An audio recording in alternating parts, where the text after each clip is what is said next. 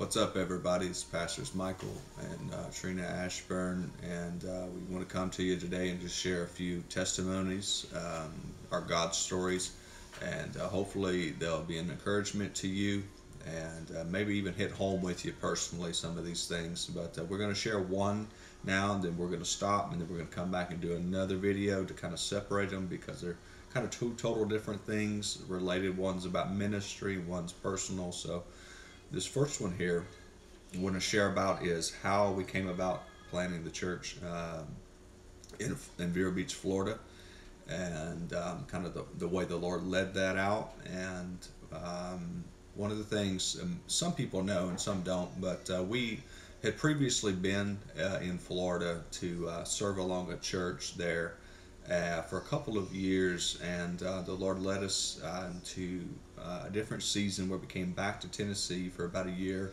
reconnected with family, met some new family in Global Fire Church, met some people who are just lifelong friends, family with us. It's such an amazing and rewarding time. But we really kind of stepped back in that time. We had been going for quite some time ministry-wise, and the Lord really kind of gave us a break in that time. So, and truthfully, it was a much-needed one. So don't be afraid of those times when God's got you in that downtime. It seems like nothing's going on. So much is going on because it's preparing you for what He's about to do. So don't be afraid of that. But in this next season, we began to kind of feel like, all right, you know, we should be doing something and trying to figure that out. You know,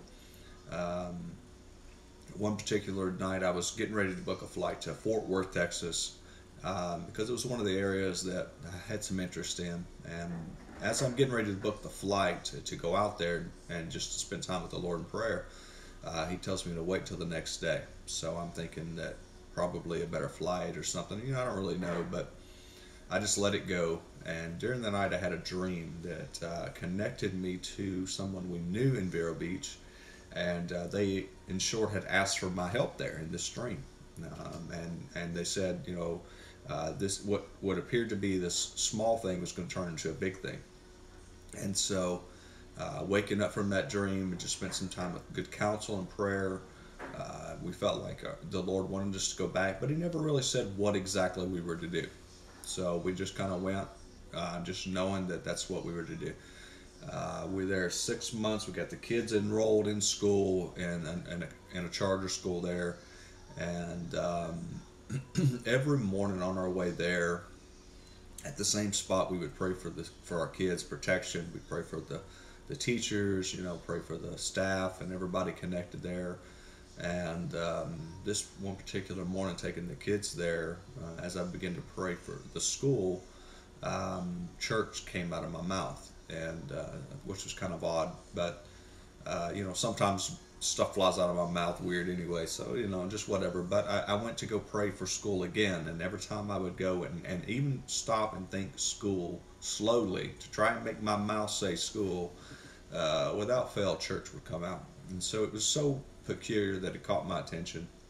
And after dropping the kids off, I made some phone calls to some people that I confide in and just shared with them. And soon after that, we just felt like, you know, the Lord really wanted us to kind of use this place or find out about if we can use this place to plant a church. But backing up into kind of an interesting thing in that, there was a woman that we had known who's now gone to be with the Lord, who I was doing work for. And in one of our conversations, she said, I'm going to write you a check for that church you're going to plant. Well, I never had a conversation with her about planting a church, and at that point, God really hadn't said too much to me about planting any church.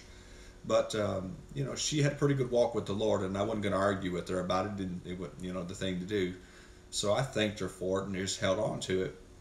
And I don't know if it was maybe 2 months later. I don't know how long it was from that point is when all this started unfolding.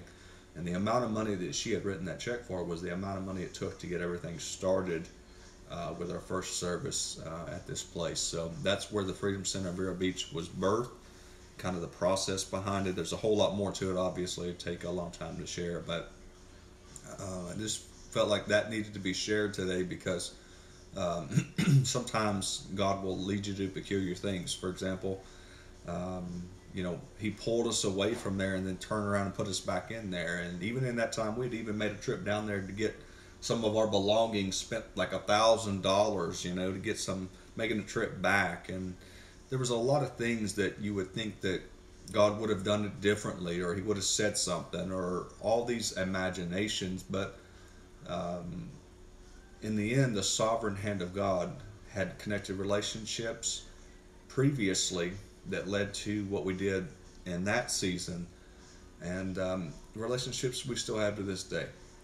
There was people, one couple got connected through our church that came, and those people are very close to us still to this day, and got married, and are doing some amazing things for the Lord. And so there's 100 things that go on when you're just doing what the Lord tells you to do. And so I would encourage you to not be afraid to do a peculiar thing because you can't make sense of it, because it'll lead to extraordinary things that only God could do.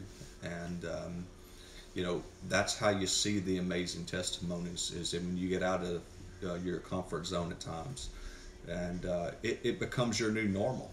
It feels awkward at first, and it feels stressful sometimes, but as you begin to do what he tells you to do, it'll be your new normal, and it'll just be life for you, and it'll be amazing. And I think that's a constant, and I think that's, God's constantly calling us into him deeper. He's constantly challenging us to get outside of ourselves, but it's really amazing things he's trying to bring to pass.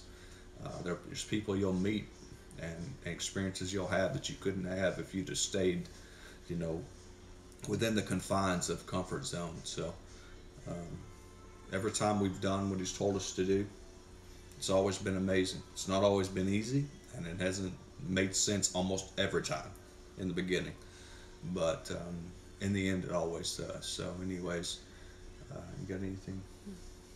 All right, well, bless you guys. I hope this ministers to you, and we love you.